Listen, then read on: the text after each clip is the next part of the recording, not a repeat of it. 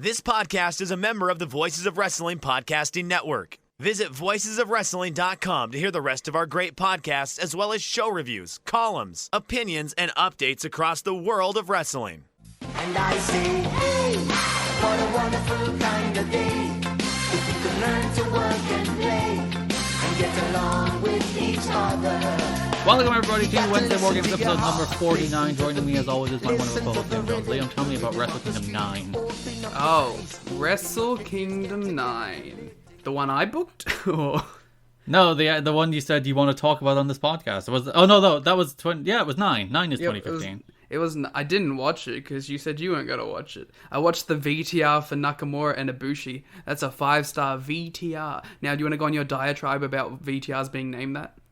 Oh, well, yes, VTR is a videotape recording, I believe, is actually what VTR stands for. It goes back to the olden days of TV and, like, instant replay when they're, like, roll the VTR and they'd put a video of the instant replay or whatever into the video machine and roll it on the air.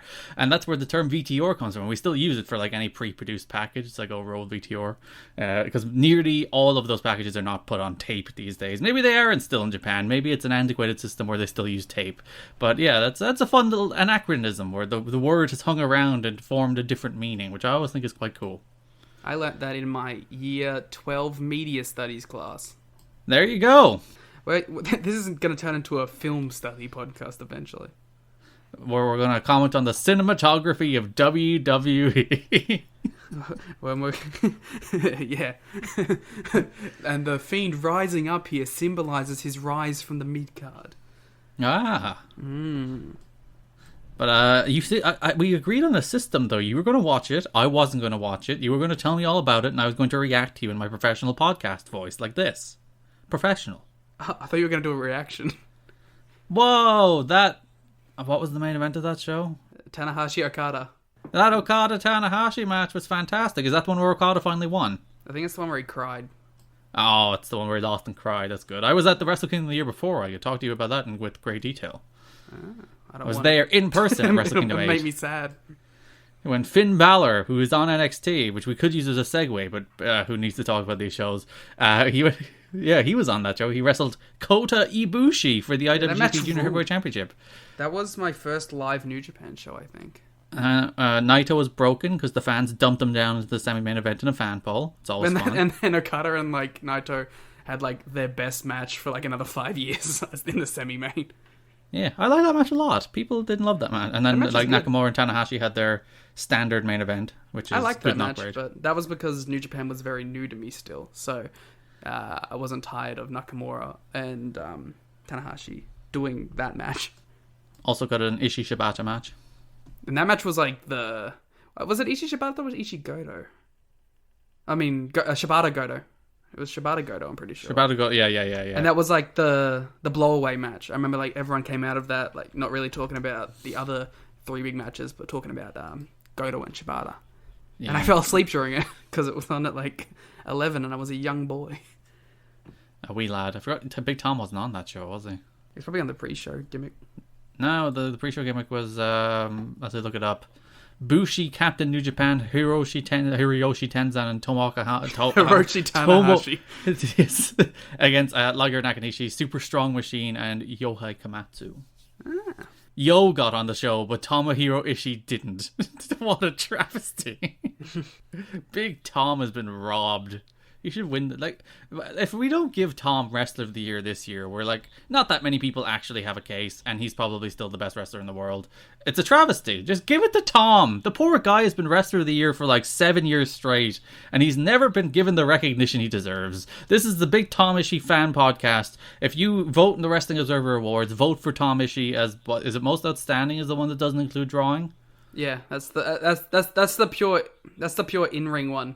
What are people going to vote for the Thez Flair, given most of the buildings were empty and it's all the pandemic? I guess just all you can really vote for is Naito because he sold out he sold out one and almost sold out a second dome in 2 days.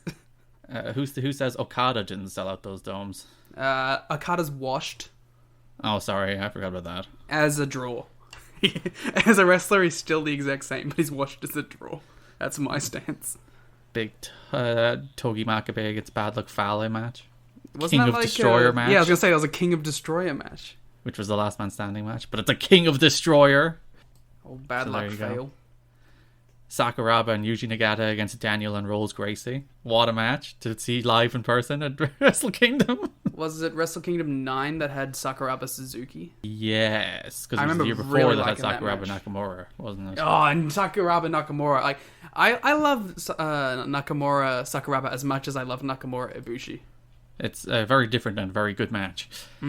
Like, big match Sakuraba. That's what I go through these phases where I just keep, like, not forgetting that he exists, but, like, remembering how much I love him, and then going back and watching his stuff.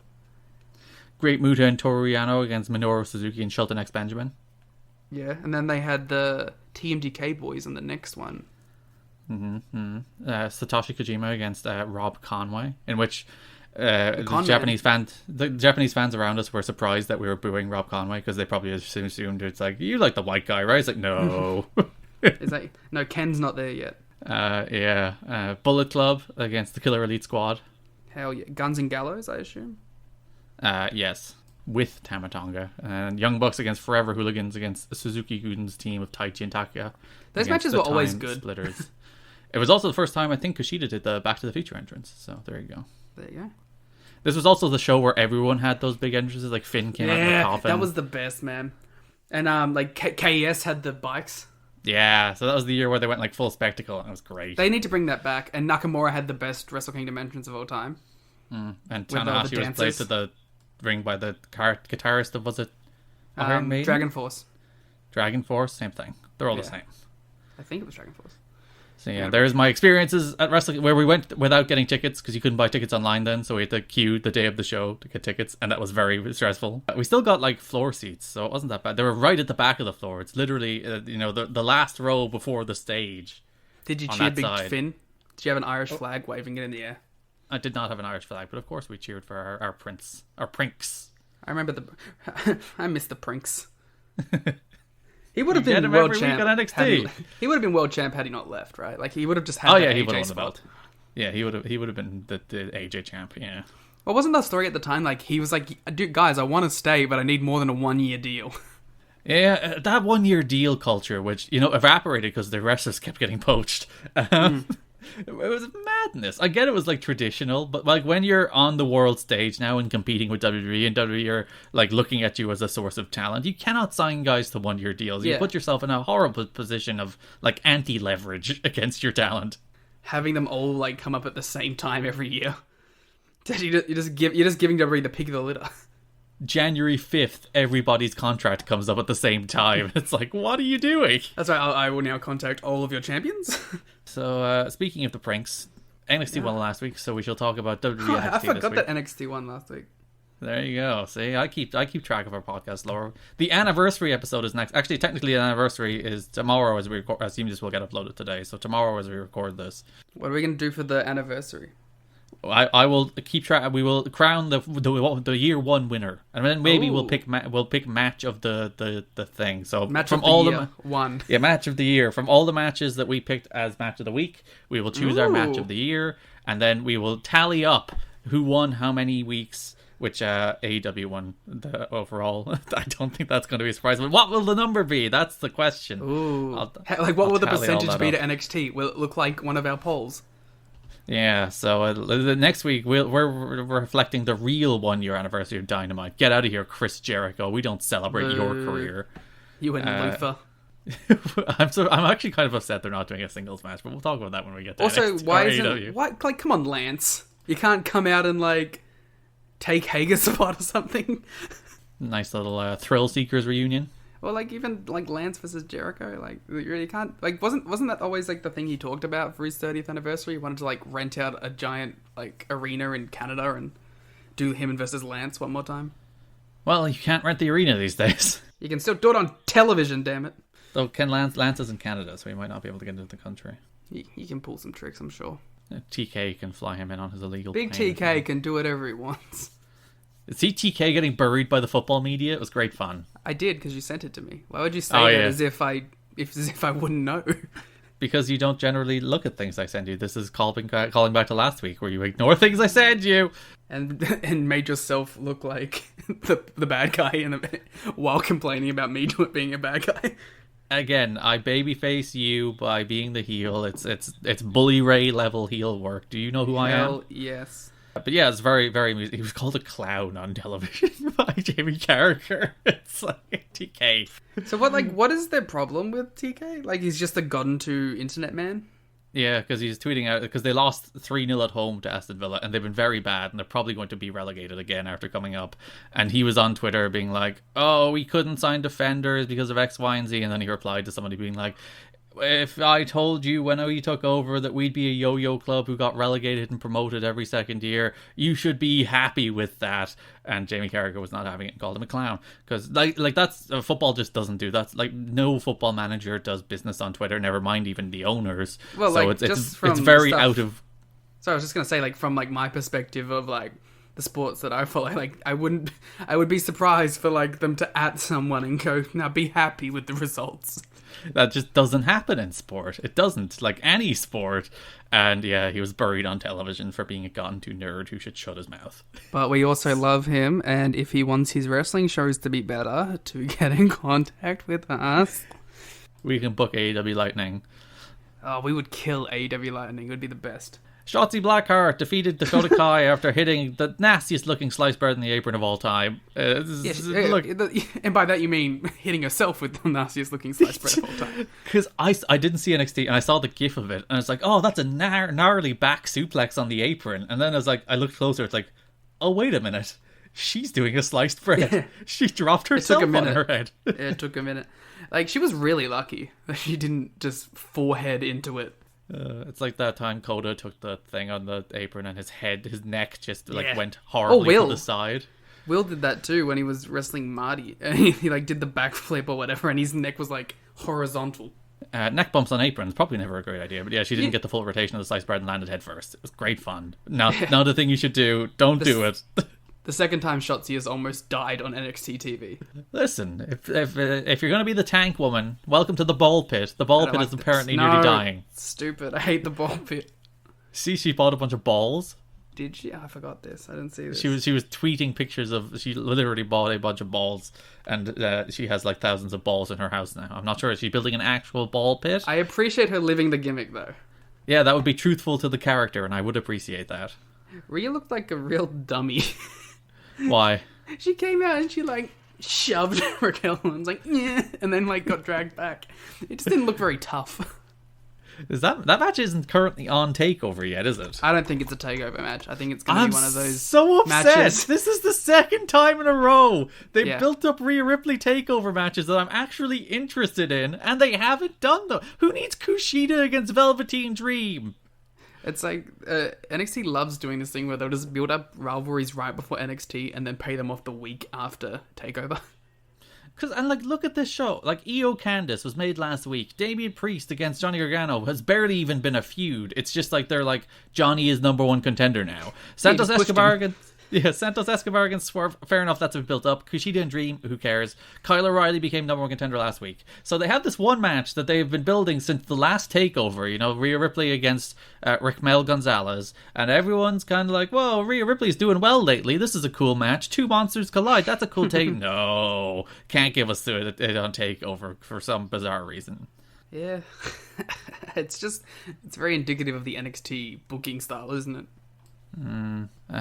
Speaking of the Scott and Phantasma match, they had a sit-down interview. They were very mad at each other. Is Phantasma for or against tradition? Because it seems to vary. I feel like... I think the idea is that he's a hypocrite. All right. And it's like, he's like, I'm doing it for tradition, and then like completely shunning tradition at the same time. We don't like them hypocrites here, do we? No, we're not. We're anti-hypocrite. We would never be hypocrites. No, never. Not once, ever. I liked this kind of like, they stole the like UFC face-to-face style that they do nowadays, where they both like give them mics and just ask them questions. But I thought it was a little long-winded.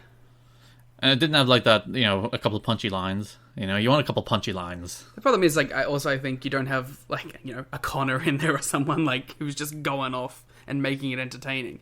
He had two like kind of guys who were just trying to cut wrestling promos. Not even good wrestling promos either, though. Yeah. Good wrestling promos, it would have worked. But I feel like Balor and O'Reilly should have got this spot. yeah, instead of the weird in-ring thing. Yeah, because like I feel like theirs would have been a lot more. Because Kyle's got some wit, and Balor can obviously do the pew-pews. So I think it just would have been a better fit. I saw the vignette this week for the person returning. They're in a biker night vision goggles. Is it Randy Orton? There's night vision goggles. It might be Randy Orton. Oh my god. Well, I think it's a female now. There's speculation it might be Ember Moon. Isn't she like gone forever though? I thought she like super broke her knees. I thought and she then like retired. and then had a very hard time putting her knees back together. So Yeah, I don't know. I mean, Ember would be cool. They need like a woman star. Chelsea Green maybe. Pardon? You broke up. Chelsea Green. You broke up again as you said the name. Chelsea Green maybe. Nope. Okay. The hacker stopped you every time you tried to say their name. Just no one wants me to say the word Chelsea Green. Ah, there we go. No. I should have went for Laurel Van Ness. Then you Yeah, that would have made it. Oh, LVN. Through. Yeah. I don't think it's her. That'd be a very weird character change for her. Well, she was the drunk crazy woman in TNA. It's not like there's not weird character twists on her table for her. I guess, but also like cool bike assassin seems a bit of a stretch. I'm just trying to think of women who haven't been on TV who are under contract, Liam. Jeez, I'm doing my best. To me, it seems like it's a main roster woman coming Call down. Yeah. Called down, which is actually a call up. Naomi? Has she been on TV lately? Wasn't there rumors that Naomi was going to get like a big push or something? Something like that. But you know those maybe it things. was on NXT. Maybe it was. We'll probably find out at Takeover. The date was Takeover, wasn't it? Yeah, it's Takeover. So, Kyle O'Reilly had a little video, which I don't know when his babyface turn happened, but this was a very effective video. That was this video. This was the babyface turn. I guess the babyface turn was when he stopped somebody from attacking somebody. Who did he stop from attacking? He stopped Ciampa from attacking Atlas, and then was "Get up, idiot." I was like, is it Dane and Spud? Because there's so many parking lot attacks on this show. I'm just like, who's there? So that, I guess, was his babyface turn, or the kind of Phantom Undisputed Era babyface turn that wasn't a babyface turn just for the match against, Pat McAfee. But yeah, this was a very effective video building up Kyle O'Reilly. Good stuff. This is, like, the Prime Target stuff is very clearly, like, it's Road 2. But it's like, now they're the ones doing Road 2, and AEW have stopped doing Road 2. Listen, TNA did these videos back in like 2010. Bring back Spin Cycle. They were the Before the Bell series. You can watch them all on YouTube. TNA were the trendsetters here. They never put them on television either, which is always deeply frustrating because some of them were actually like really good. It's like, this is such a better job building your pay-per-view than your actual television does. Why aren't you putting this on television? So TNA are the trendsetters of producing good content that you don't actually use. Bring back Spin Cycle. You were asking JB to do that in NXT? Yeah, no, I wanted an Impact. NXT Spin Cycle. Oh my god, that'd be kind of sick though. Wait, Talking Smack was just Spin Cycle. Yeah, pretty much. Have you ever watched the Spin Cycle presidential debate? I went through a phase when I watched like every Spin Cycle I could find on YouTube, so I'm sure I have, but I just don't remember it off the top of my head. Because it's Road Dogg and AJ Styles on the side of the Republicans. No! Are you sure that's who they're representing? And Mick Foley and Booker T on the side of like the Democrats. Though actually, in the end, Road Dogg says he will vote for Obama because there's racism in America. Which he's like, look, I accept there's racism in America. Which now he wouldn't believe in. No, he wouldn't. Apparently, he's probably one of those people who thought Obama fixed racism by just being elected. So. Yeah, it's fun times. Mick Foley's very condescending to AJ as well. It's kind of funny. AJ is definitely a QAnon guy. There's a promo on Impact Television after Obama won the election where it's like, AJ, you and I have our political differences. I know you're upset that Obama won. So why would you bring that up on television? Mick has just thrown him under the bus for supporting McCain. Which, to be fair, at every opportunity in WWE, they did the same thing. Like, Daniel Bryan's like, he's a flat earther. It's quite funny. And like, even though I think Daniel Bryan's anti-vax, so it's like, he throwing stones in glass houses. Tegan Knox has torn her ACL, which is very sad. I like how we're just going to alienate a whole group of people on this podcast now. Listen, if QAnon and anti-vaxxers don't want to listen to our podcast, I'm quite happy with that. All right, you bring a frankly. valid point. Like, legitimately, I believe in like mentioning that kind of stuff every so often, just in case we have those kind of listeners, Just and to upset them establish- and drive them away. Yeah. Just to establish that is not the kind of audience we want, and you can go away. We probably, like, cut them all off when we went, like, 30 minutes on us yelling about Velveteen Dream being on the show still. That's true. It's actually very funny that like the people who are like, oh, snowflakes are the people who get most upset with people who like disagree Hell with yeah. their political Sick opinions. 2017 Netflix bit. But like, no, it's funny because it's the Rock's Instagram that was just like, look at all these people. No, The I Rock's don't watch dead. comedy specials, but The like, Rock's look at all dead. these people who are furious at The Rock, like furious at him for supporting Joe Biden. Like, I'm burning... My kids are burning their Rock DVDs. well, that's freaking Russian troll copy pasta. But Yeah, that's it's the even best. weirder. It's the best. But yeah, it's just like, guys, stop it. Stop being babies. You're such babies.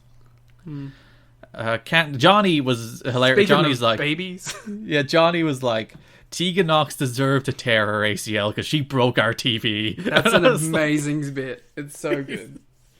Johnny is the best. Johnny's the best thing on the show. I love Johnny.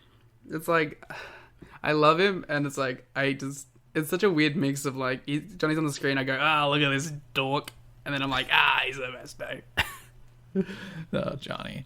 Cameron Grimes came to the ring and he was like, I'm going to give people an opportunity. And Ariel Dominguez of MLW fame. He's in Team Filthy, isn't he? I don't know. Wasn't I think he like, he's Tom Lawler adjacent, though. He's friends of Tom Lawler. Joey Pistachio? The second guy who came out who got beaten up, yes. No, I think Ariel was Joey Pistachio. Oh, was that his name? Yeah, and then they called the next guy Joey Strong. Camera and Trevor Lee's beating up a bunch of Joeys. Yeah.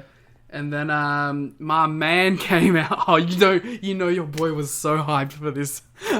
I jumped. I was like, my man Rich Holland's coming out, and he doesn't have a billy club. He's just headbutting fools. Is Rich Holland a babyface?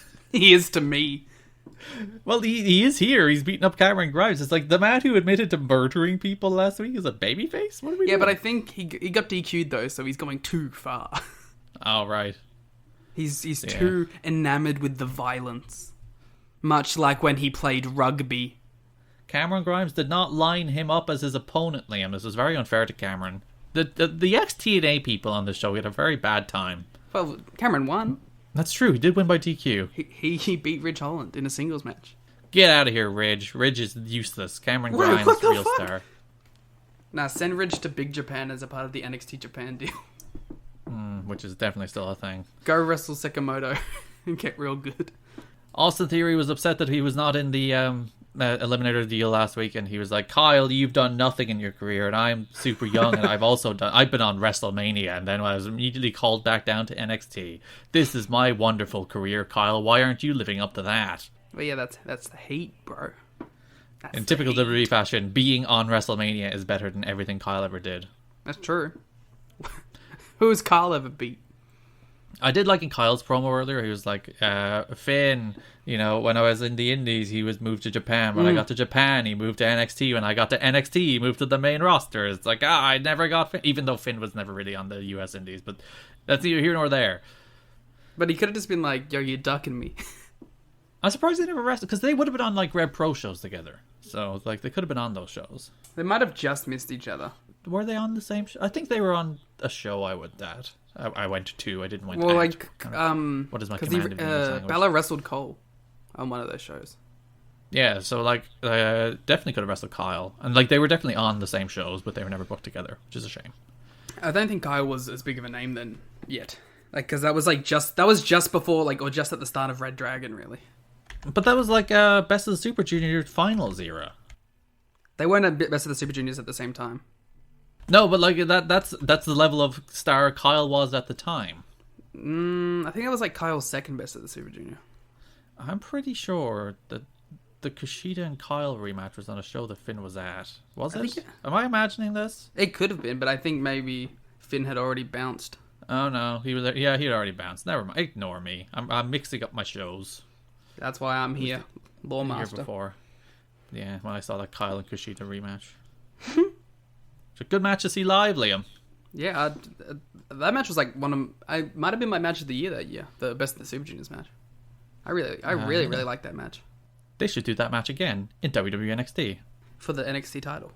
When O'Reilly beats Bella. Because she did a little package where he's like, I'm Vicious Iron Man. Yeah, it was pretty cool though. I liked it. He's angry and he's going to kill people. Good. Yeah. Then he squashed Tony Nese. Yeah, and I actually really liked this squash too.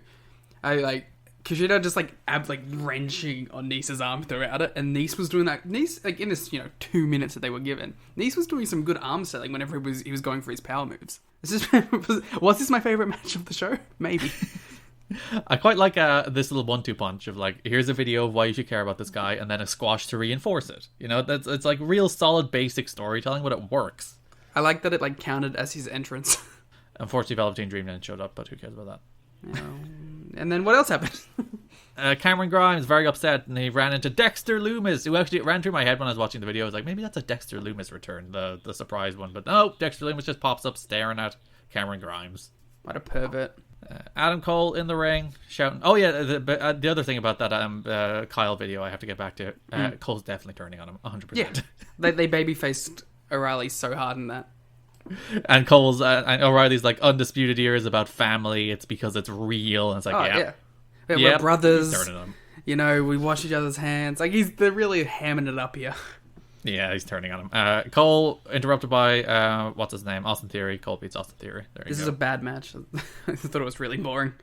Again, it's Austin Theory. Again, my critical brain just cannot turn. I try. I actually try. I like turn to the screen and I'm like, all right, focus on this match, and I'm like, oh, Austin Theory, and then I zone out again. Well, my thing was just I thought the match was really boring above all else. Like, it was just it's nice to see Cole on wrestling matches on NXT TV because I feel like that never happens. But this was not the match that I wanted. Kate and Carter defeats Xia Li in another one of their matches that they're having that I don't care about because they're not making me care about them. Because they're getting like 3 minutes. It's just every time. It's just like, here's a 3-minute match between one of these 4 people. Go and again, or a tag. Rinse and repeat. And I swear there's a women's tag title thing coming. Maybe I swear. Carter and Catanzaro. Well, that's what they were kind of insinuating the last time these two wrestled. They were like, "Hey, there could be a tag team title opportunity in the future and then they didn't bring it up again. Shawn Michaels was in the ring with Finn Balor and Kyle O'Reilly for a segment I mostly remember for Kyle doing an Irish accent. Oh, I wrote it down so I could attempt it. Oh, there you go, sorry. So I could attempt Kyle's attempt at an Irish accent. His Finn impression. He's stealing our bits. Yeah, I did think that. He said, he's a good Irish boy, this one. Diddly eye, mate. Oh, diddly, diddly, diddly, dat. That's pretty good, right? Yeah, solid. Well done. Because I wasn't even doing Finn. I was doing Kyle doing Finn. You were doing Kyle doing Finn, which is it was a little more higher layer. pitched. Yeah, I was doing. It was an Australian doing a Canadian doing an Irishman. Yes. Yeah. You got all the nationalities right, including your own. That was the one I was most concerned about. I much preferred the package. I thought this was all right. You know what? People gave WWE a lot of flack for having for firing all these people during a global pandemic. Right. But clearly, they're going through some financial struggles because they couldn't afford a table for this segment. They had to stand. No, they weren't even standing. They had 2 metal beams with a piece of cardboard on top of it and then, like, something over it. It's a debate, like the Trump debate. It was the day before.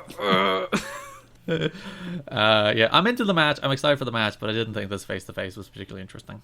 I thought Balor did a good job of doing the classic wrestling, put your opponent over without burying them. I think that he did he perfected that. He didn't do any like snakes in the back. No. He didn't do anything like your push is over. He didn't. I'm kicking you back to the mid card. No, he was very complimentary of O'Reilly, which sort of further shows that he's probably going babyface and losing. Yes, I did like that Carl had this cockiness to him where he's like, "You're a 20-year vet, so what? I'm 15-year vet. What does that 5-year difference mean?" That 5 years is Universal Championships, buddy. Whoa, that 5 years is WrestleManias. NXT champion, Universal champion, IWGP Junior Heavyweight champion, all the achievements you didn't make in your career there, Kyle. IC champ. You've never been IC champ, Kyle. Kyle has basically followed the career path of Finn to a T, but hasn't had the same success. So he has a point. He had bigger success in America up until being signed. Yeah, but that's because Finn never worked America. Good on him. He was smart. He's just like, I'm going straight to Japan. He should continue to not do that. Go back to Japan, Finn, save us. Main event, Johnny Gargano and Candice LeRae defeated Damian Priest and Io Shirai. Whatever. Yeah, again. Such a nothing match. A perfectly okay, forgettable match. And then Candice hit Shirai with a backstabber after, and they posed. Sure. I was just going to say, like, the best thing of this was obviously the Damian Priest Io Shirai tag entrance. Oh, yes. What a team. Where Priest gets his dumb arrow thing and shoots it at the thing, and then it cuts into Io's theme, and she comes out, and they run. That's good shit. They should be mixed tag team champions. Yeah. They should introduce those belts. God, I hate WWE's, like, faux intergender. Where they have, like, oh, they tag, they have to swap into the other people, and then, like, it always drags the match to a halt. Yeah, it's a mixed tag, Liam. It's very important, not intergender tag. It's just, I said faux intergender. It's different rules. Sorry, just going back to the O'Reilly Finn thing, because I just remembered it. I really didn't like the background music in it. It made it feel very, like, performative. Anytime they do anything like that and they put background music into it, I'm just like, no, just what's compelling here should not be the background music. It should not be. It's these two characters trying to build up a title match. That's what's compelling. You get the nonsense out of there. But overall, pretty solid show. Just not very interesting. I would have said it did a good job of getting me to care about the main event of the takeover, and the rest of the show was just kind of a solid show. And Kushida, I think, had a bit of a boost from this show too. But he's wrestling Dreams, so there's only so much you can do there. But eventually he'll wrestle someone, like, good. Hopefully. That brings us to AEW Dynamite, which opened... Oh no, do we have to do our bit? Do you have your book? This is a bitless podcast. Alright. I mean, I'm over bits, man. We're not here for bits. We're here for hard analytical discussion. Deep discussion of how Crash Bandicoot is back. Crash is back. Oh, should we talk about the Smash reveal? Oh yeah! Should that be our midpoint? If you're too cool for Minecraft Steve in Smash, get out of here. He looks so goofy. It's First great. thing is, it's like, more than a game, Smash is the video game Hall of Fame, and Minecraft definitely deserves a spot in that. Like, just, it's the biggest game ever. It deserves to be in there in some way. And also, it's Smash. Literally anyone can be in there. It's fine. It's fine. Piranha Plant is a character. Yeah. Like, I think people were hyped for Crash. I think people wanted it to be Crash. I think people... Well, there's another game. People may have expected some Monster Hunter Rise thing, because these are both games coming out. I will forever think it's Dante. Yeah, people are always like, oh, this Crash is out tomorrow. It's going to be Crash. Crash isn't on Switch yet. So, Nintendo are not going to put a character into Smash to co-promote a game currently on Xbox One and PlayStation 4. Are people out of their minds? Persona 5. But, that was the promote Persona 5. That was the put a character in Smash. You know? It wasn't like, oh, Persona 5's out tomorrow. Persona 5's out hey, we got to get years, SMT in our game, in our video game Hall of Fame. Yeah, so they put a cool character in. That's the way it works. They're like, who could we put in this game? The only time it's promotional is when it's self-promotional. When it's, we're going to put a Fire Emblem character in here so we can sell copies of Fire Emblem. I wonder what, the relation to, hey, we're putting the new Fire Emblem character in the game to selling more copies of the game. I wonder what that, actual math looks like. Well, people widely attribute the success or the revival of Fire Emblem to the fact that Fire Emblem characters were in Smash. Not any individual game, but the series as a whole. That that's what introduced so many people to the Fire Emblem characters. Helped keep it its relevancy too. Yeah, so if there was if there was Advance Wars characters in Smash, you might get the same thing. Or there is an F-Zero character in Smash, but that doesn't help apparently. Captain Falcon just lives on his own in Smash now. He doesn't race. He just fights. He just Falcon punches things. Hell yeah. So yeah, I'm pro Minecraft Steve. I'm pro any the people are it's a waste of a spot in Smash. It's again, as you said, it's the most popular video game of all time, and it looks like a very well implemented character who looks like it's Sakurai. So of course it's a well implemented character. He never half says it. The man is a psychopath. I was a big fan of him being yeah, Nintendo kept going, hey, you want to put Minecraft in it? You want to put Minecraft in Smash? And he's like, I don't know how. And people have been like, he didn't want to do it because he didn't want the character in Smash. He's like, he didn't want to do it because he didn't think he could do it. No, it's like the opposite. You're trying to say like he was disparaging Smash. He was like Minecraft. He was literally going, "Oh, I want to do it right, and I don't know how. It's too much. It's too hard." He was giving too much respect to Minecraft. Yeah, and people were like, "Oh, he didn't want it in there." It's like they showed screens of his actual Minecraft game where he was building ridiculous things during the thing. He does not hate Minecraft. I wish his server was like free to play for everyone to go and look at. To go mess around with Sakurai's server. He probably doesn't want his things ruined. No, I'm saying like because you can make it so that people can just come and see, but like they can't do anything. So it's like he could have like Sakurai World. Because they're revealing, they're doing the character reveal on the 3rd before Minecraft Live. So maybe he will. Maybe he'll like, all right, guys, go play my Minecraft game. Hell yeah. And then they can announce Dante from the Devil May Cry series. Look, Dante is like he's like the biggest Japanese character not He's getting in there. Like the two big Japanese characters left that aren't in the game are Dante and Sora. Both are going to be in there eventually. No, Sora's making it in there. Disney's going to bow down one day to the superior Sakurai. But like Nintendo, is there? Oh no, Mega Man's in the game. I was gonna go. Is there a Capcom character in the game? Mega Man, of course. Yeah. But like Nintendo and Capcom have a very good relationship. Capcom constantly release their games on Switch. Like they're gonna put Dante in Smash. Dante's making it eventually. It's like it's just a matter of when. And there's a good chance like Virgil's an Echo Fighter. Let's be real. Yeah, or they might do the thing where he's an alternate costume. Dante will have Virgil colors. I think there's some things you gotta do with Virgil to differentiate the character. I think honestly, like maybe some of Sakurai's, maybe like because I'm sure the name Dante has been brought up to Sakurai at some point, and I'm sure he's like, "Hey man, the fighting in that game's pretty complicated. How can I accurately represent a character action fighting game in this game?" And the last time they did it, it broke the game. Yeah. They put Bayonetta in the game, and Bayonetta was super broken. Yeah, it's gonna take like there's a good chance like Dante was brought up and like has been like included in like quotation marks for like a year, and they're still just like, fuck, I don't know, man. He's too fast. He does too many things. He has guns and sword and demon, and we have to get a devil trigger in there, and we have to. Because like some fighting games will just be like, oh, he's just the guy who has these 3 attacks, and that's fine. And like Sakurai's like, no, we must include all of the mechanics of the core game. That's the in thing. This is like, game. Terry was like a love letter to like is KOF? Yeah, KOF. He was like a love letter to the genre because they were like, yo, man, look at here's like Terry moves from the most obscure side games. we're chucking it in there. And like Dragon Quest, they included like an entire MP system just for the Dragon Quest character, and like they're allowing the Minecraft character to build blocks. Yeah, that's insane. They changed the maps for him.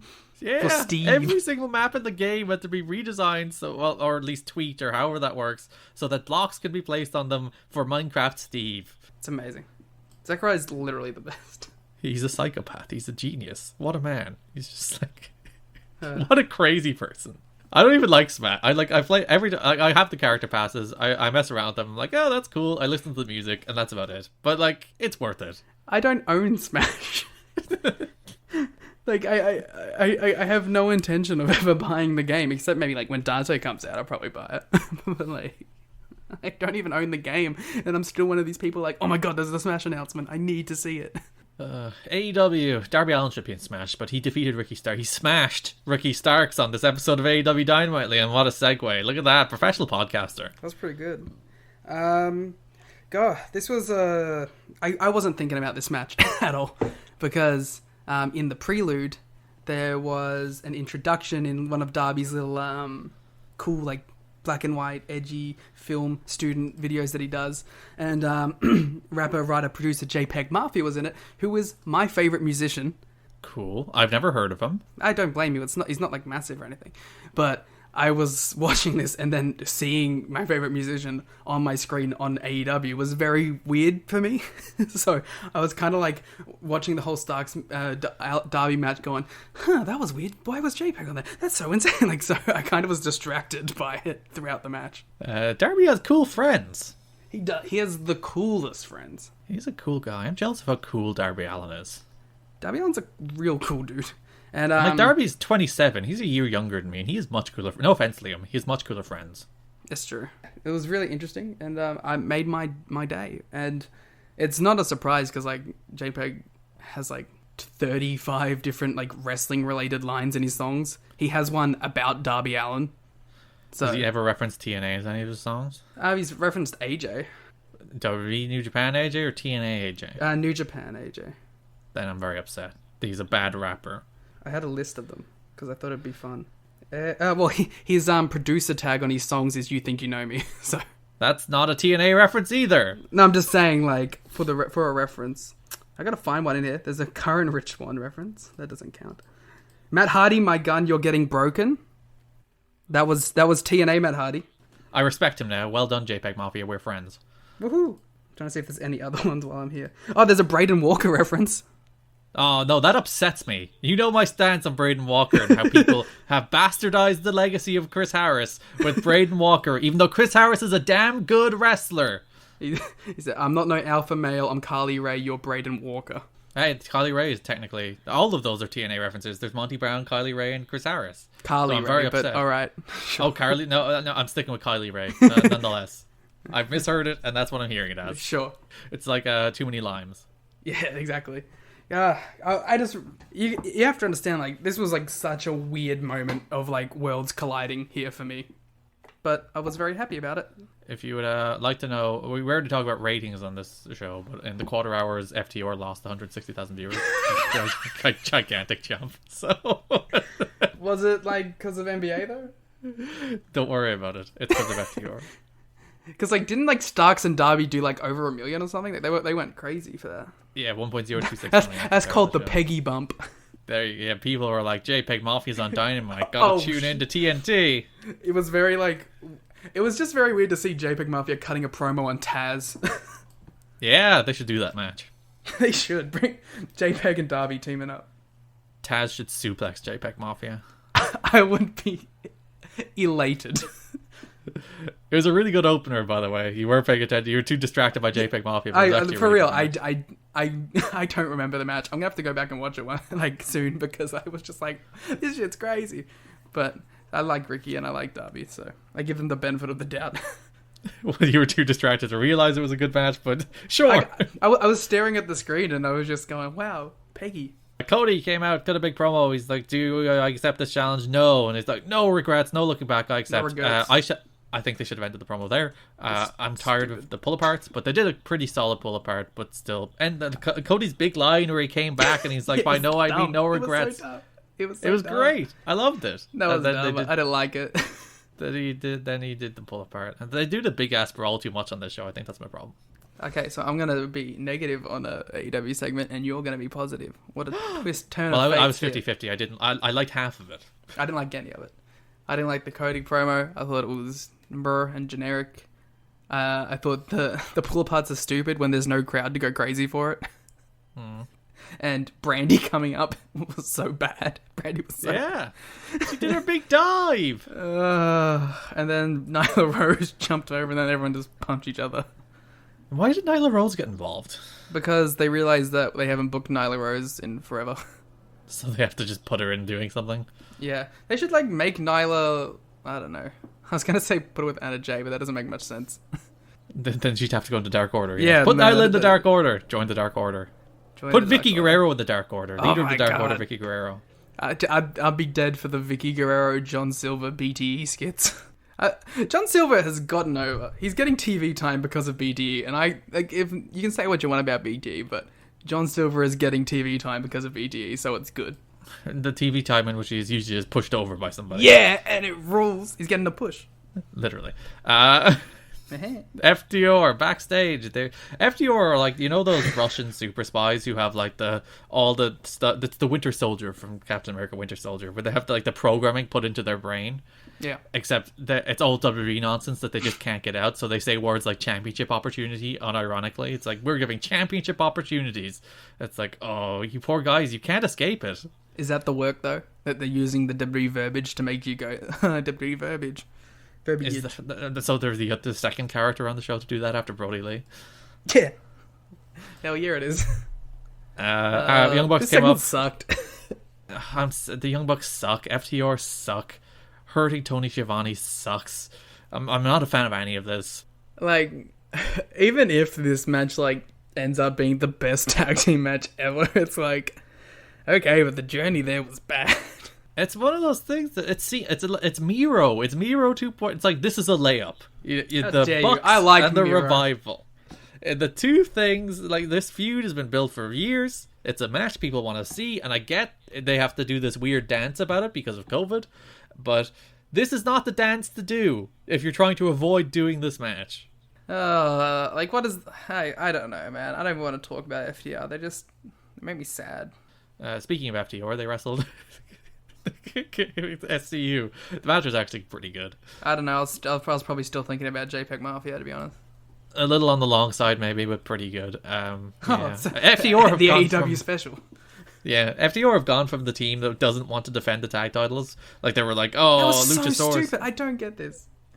Yeah, Luchasaurus and Jungle Boy need to earn a title shot, or sorry, championship opportunity. And now they're like, now we're giving everybody a title shot. And I'm like, what? I thought the whole point of the brush with greatness was that they had to beat them to earn a title shot. That's what I thought too last week. I was like, they're not title matches. They're giving people chances to wrestle them and earn title shots. Except no, they're just title matches. So AEW cannot not do an open challenge gimmick. It's just too difficult for them. It's like they're sharks in the water that have to keep moving forward. And the moving forward equivalent here is people doing open challenges for title shots. Yeah, but I gotta admit, I do think it was pretty cool that it was like first AEW Tag Team Champions versus current AEW Tag Team Champions, which is a thing that can actually happen now. Like, AEW's been around that long. A whole year. We've had a whole year of tag team champions. Wow. Well, have we? Did they do tag? No, they did the tournament, so not a full year of Tag Team Champions. Yeah, it's champions crowned. I think was it 2 weeks in, 2 or 3. Yeah. Then we get the announcement. Yes, we have a tournament coming up in which there will be 8 men competing for number one I'm so contendership. excited for this fucking tournament. The 3 people announced so far are Jungle Boy, Rey Fenix, and Kenny Omega. Hangman Page, who was on commentary for the FTR and SCU match, was very taken aback that Kenny would be in the singles tournament when he's his tag team friend. That's your finals right there, baby. Surely. And, like, I think the funny thing was, like, we were wondering, like, how are they going to get to this Hangman Kenny match? And then it's like, oh, that's how. They're going to do a tournament for a number one contendership. Because number one contendership matches can be on pay-per-view. What a unique concept. Private Party made their entrance. Jericho defeated Isaiah Cassidy. In this match format that I'm kind of getting tired of like, star wrestles, lower card guy, valiant effort loses. So, again, they're doing the same things too many times. Yeah, I think maybe AEW is still in the mindset of it's COVID. You know what I mean? I don't feel like they ever really escaped that mindset and like of not wanting to give away big things on TV during COVID, which I think now that we're 8 months into it, it's a bit like, oh, okay, here we go, more of this. Like, they're just refusing to give away this big stuff until there's a crowd. It's a tad problematic, given we have to watch and review this television show every week. But it's a weird one. It was a perfectly good match, though, I suppose. Yeah, I like Isaiah. After the match, Jericho got in a brawl with Luther, setting up a tag match next week. I was like, you know, Jericho demanded. He's like, I have to work with Luther, damn it. For the 30th. Just do the singles match. Get freaking Serpentico and Hager out of here. And do like a death match. Yeah, let him do a blood brawl. Give me Lucha Brawler Jericho having his Naito and Kenny matches against Luther. Let's do it. Japanese deathmatch legend Luther. Yeah, taking DDTs and pile drivers on Japanese tables. They should fly Japanese tables in for this match. I think you probably get hard tables in America. No, I demand that it be authentic. Authentically Japanese, you'd be able to tell the difference. And just like a Jericho Japanese match, they should also have the crowd not react. Just for that real 30-year anniversary flavor. Jericho is the person that perpetuated that myth, right? Yeah, he was the one who wrote, they're respectful in Japan, they only really clap for spots, and it's like, no, you just weren't over. Yeah, you didn't get over, so you created this myth to protect yourself for not getting over in Japan. Which, to be fair, hell of a work. The man perpetuated an entire myth about a wrestling culture just to defend him not being over. You have to give him credit for that. watch 90s All Japan, watch current New Japan. Those crowds go nuts. How can you believe it? Watch any All Japan women's. Like, watch any company from that era. You don't need to like even watch the big ones where the big reactions were happening. Like, there was reactions in every company. Kip Sabian and Miro were discussing their bachelor party when Billy Mitchell, the disgrace... Though actually, he's got his world record back. It was taken from him and then given back. He's a cheat. I watched one documentary on him and I decided that I didn't like him. He doesn't... Yeah, he's a weird-looking guy. Wow. Listen, I'm also a weird-looking guy, so maybe that's a compliment. I'm traditionally handsome, so... There you go. So Billy Mitchell showed up, said something. They were in an arcade. Miro was mad. Miro's just full gamer. That's what his gimmick is. I thought he was going to be like douchey rich kid kind of, but he's just gamer. He should go to like Toxic Gamer. He should be like mad about Steve being in Minecraft. He should cut a promo about Steve being in Minecraft. Should get mad that like women are getting any matches on the show. The gamer stereotype is so depressing. The gamer stereotype just being racists, sexists, man-children. Oh, it's the worst. But it's like, it's a completely earned stereotype, so you can't even be mad at it. It's not a lie. It's completely true. It became a stereotype for a very good reason.